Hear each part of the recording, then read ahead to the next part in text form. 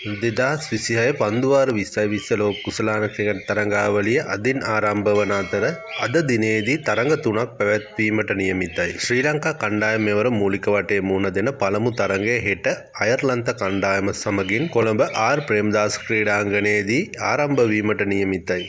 ශ්‍රී ලංකා කණ්ඩායම සහ අයර්ලන්ත කණ්ඩායම මේ දක්වා පන්දුවාර 2020 තරඟ 3ක් පවත්වා ඇති අතර එම තරඟ 3ම ජය ගැනීමට ශ්‍රී ලංකා කණ්ඩායමයි සමත් වුණේ. පසුගිය 2020 තරඟ දිගින් දිගටම ශ්‍රී ලංකා කණ්ඩායම පරාජය වීම හේතුවෙන් ලෝක කුසලාන ක්‍රිකට් තරඟාවලියේ ජයග්‍රාහීව ආරම්භ කිරීමට ශ්‍රී ලංකා කණ්ඩායමට මේ තරඟය ජයගෙන කණ්ඩායම හොඳ මානසික තත්ත්වයකට ගෙන ඒමට හැකිවන තරඟයක.